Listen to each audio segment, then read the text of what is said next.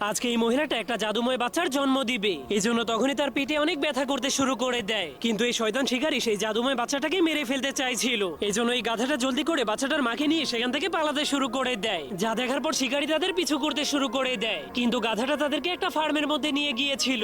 সেখানে পশু পাখিরা বাচ্চাটার জন্য সবকিছুর ব্যবস্থা করে রেখেছিল। তখন জাদুময় বাচ্চাটার মা সেখানে বসে পড়লে গাধাটা বাহিরে গিয়ে তাদেরকে পাহারা দিতে শুরু করে। কিন্তু তখনই শিকারী তাদেরকে খুঁজতে খুঁজতে সেখানেও চলে আসে, আর সেই শিকারীর কুকুরগুলো গাধাটাকে বন্দি করে ফেলে। এরপর শিকারী বাচ্চাটাকে মারার জন্য যখনই ঘরের মধ্যে ঢুকতে শুরু করে, তখনই হঠাৎ করে সেখানে অনেকগুলো ভেড়া এসে তার উপর আক্রমণ করে দেয়। এমনকি উটেরা শিকারীকে ধাক্কা মেরে পাহাড়ের উপর থেকে নিচে ফেলে দেয়, কিন্তু গাধাটা তার শিকারী কুকুরগুলোর জীবন বাঁচিয়ে দেয়। এরপর তারা সবাই দেখতে পায় সেই জাদুময় বাচ্চাটার জন্ম হয়ে গিয়েছে। সে দেখতেও অনেক সুন্দর ছিল।